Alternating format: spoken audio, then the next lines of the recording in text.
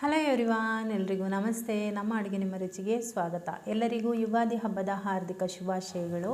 ಯುಗಾದಿ ಅಂದ್ರೇ ಹೊಸತನ. ಹೌದು, ನಮಗೆಲ್ಲ ಹೊಸ ವರ್ಷದ ಮೊದಲ ದಿನ. ಯುಗಾದಿ ದಿನ ಹಬ್ಬದೂಟದ ಜೊತೆಗೆ ಬೇವು ಬೆಲ್ಲ ಅಂತೂ ಇರಲೇಬೇಕು. ಈ ಬೇವು ಬೆಲ್ಲ ತಿನ್ನುವಂತಹ ಉದ್ದೇಶ ಏನಂತ ಹೇಳಿದರೆ, ಮುಂದಕ್ಕೆ ಬರುವಂತಹ ಕಷ್ಟ, ಸುಖ, ನೋವು, ನಲಿವು ಎಲ್ಲವನ್ನು ಕೂಡ ಸಮಾನವಾಗಿ ಸ್ವೀಕರಿಸಬೇಕೆನ್ನುವುದೇ ಈ ಬೇವು ಬೆಲ್ಲ ತಿನ್ನುವಂತಹ ಉದ್ದೇಶ.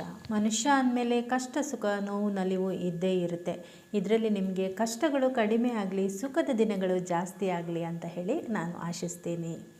ನಾವು ನಮ್ಮನೆಯಲ್ಲಿ ಬೇವು ಬೆಲ್ಲ ಹೇಗೆ ಮಾಡ್ತೀವಿ ಅನ್ನೋದನ್ನು ನಾನಿವತ್ತು ತೋರಿಸ್ತೀನಿ. ಬೇವಿನ ಎಲೆ ಒಂದು ಕಡ್ಡಿಯಷ್ಟು ನಾನಿಲ್ಲಿ ತೊಗೊಂಡಿದ್ದೀನಿ. ಇದನ್ನು ನಾವು ಮಾರ್ಕೆಟಿಂದ ಯುಗಾದಿ ದಿನ ಅಥವಾ ಹಿಂದಿನ ದಿನ ಫ್ರೆಶ್ ಆಗಿ ತೊಗೊಂಬರ್ತೀವಲ್ವ. ಆಮೇಲೆ ಇದನ್ನು ಒಂದು ಸ್ವಲ್ಪ ಪುಡಿ ಮಾಡಬೇಕಾಗುತ್ತೆ. ಅದಕ್ಕೋಸ್ಕರ ನಾನೇನು ಮಾಡ್ತೀನಿ, ಇದೇ ಥರ ನಾವು ಪುಡಿ ಮಾಡಿದರೆ ಅಷ್ಟು ಚೆನ್ನಾಗಿ ಪುಡಿ ಆಗೋದಿಲ್ಲ. ಅದಕ್ಕೋಸ್ಕರ ಇದನ್ನು ಫಸ್ಟ್ ಚೆನ್ನಾಗಿ ತೊಳೆದ್ಬಿಟ್ಟು ಆಮೇಲೆ ಅದನ್ನು ಬಟ್ಟೆಯಿಂದ ಒರೆಸಿ ಈ ರೀತಿ ಸ್ವಲ್ಪ ಅದನ್ನು ಬೆಚ್ಚಗೆ ಮಾಡ್ಕೊತೀನಿ. ಬೆಚ್ಚಗೆ ಮಾಡ್ಕೊಳ್ಳುವಾಗ ಪುಡಿ ಮಾಡೋದಕ್ಕೆ ಈಸಿ ಆಗುತ್ತೆ.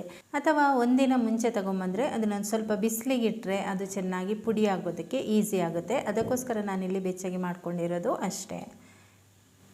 ಈಗ ಇದು ಸ್ವಲ್ಪ ಬೆಚ್ಚಗೆ ಆಗಿದೆ, ಡ್ರೈ ಆಗಿದೆ, ತೆಗಿತಾ ಇದ್ದೀನಿ. ಇದರಲ್ಲಿ ಇದು ನೋಡಿ, ಇದು ಜಾಸ್ತಿ ಕಪ್ಪಾಗಿದೆ, ಅದಕ್ಕೆ ಇದನ್ನು ತೆಗಿತಾ ಇದ್ದೀನಿ. ಈಗ ಸಣ್ಣ ಮಿಕ್ಸಿ ಜಾರ್ ತೊಗೊಳ್ಳಿ. ಇದು ಕಂಪ್ಲೀಟಾಗಿ ಡ್ರೈ ಆಗಿರಬೇಕು. ಪಸೆ ಇದ್ದರೆ ನಿಮಗೆ ಕರೆಕ್ಟಾಗಿ ಪುಡಿ ಆಗೋದಿಲ್ಲ. ಎಲೆ 3 ಟೇಬಲ್ ಸ್ಪೂನ್ ಹುರಿಗಡಲೆ ಹಾಕ್ತಾಯಿದ್ದೀನಿ. ಆಮೇಲೆ ಬೇವಿನ ಎಲೆ. ಇದಕ್ಕೆ ಬೆಲ್ಲ ನಾನು ಫಸ್ಟ್ ಒಂದು 2 ಸ್ಪೂನಷ್ಟು ಹಾಕ್ಕೊಳ್ತೀನಿ. ಆಮೇಲೆ ರುಚಿ ನೋಡಿಬಿಟ್ಟು ಬೇಕಾದರೆ ಹಾಕೋಬೋದು.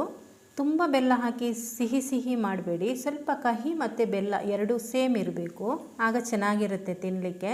ಈಗ ಇದನ್ನು ಪುಡಿ ಮಾಡ್ಕೊಳ್ತೀನಿ. ಪುಡಿ ಮಾಡೋದು ಅಂದರೆ ತುಂಬ ಪುಡಿ ಬೇಡ, ಸ್ವಲ್ಪ ಲೈಟಾಗಿ ತರಿ ಇರಬೇಕು. ಆವಾಗ ನಮಗೆ ಅಗಿದು ತಿನ್ನಲಿಕ್ಕೆ ಟೇಸ್ಟ್ ಆಗಿರುತ್ತೆ ಇದು.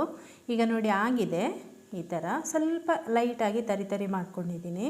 ಬೆಲ್ಲ ಎಷ್ಟು ಹಾಕಿದ್ದೀನಿ ಅದೇ ಕರೆಕ್ಟಾಯಿತು. ಇದು ನಾವು ಮನೆಯಲ್ಲಿ ಮಾಡುವಂತಹ ಬೇವು ಬೆಲ್ಲ.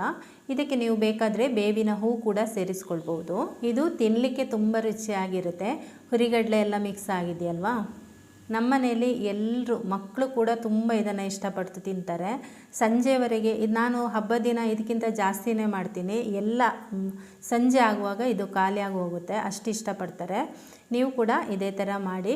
ಓಕೆ, ಈ ಒಂದು ರೆಸಿಪಿ ನಿಮಗೆ ಇಷ್ಟ ಆಗಿದೆ ಅಂತ ಅಂದ್ಕೊಂಡಿದ್ದೀನಿ. ಒಂದು ಲೈಕ್ ಮಾಡಿ, ಶೇರ್ ಮಾಡಿ, ಕಮೆಂಟ್ ಮಾಡಿ. Thank you. ಎಲ್ಲರಿಗೂ ಮತ್ತೊಮ್ಮೆ ಯುಗಾದಿ ಹಬ್ಬದ ಶುಭಾಶಯಗಳು.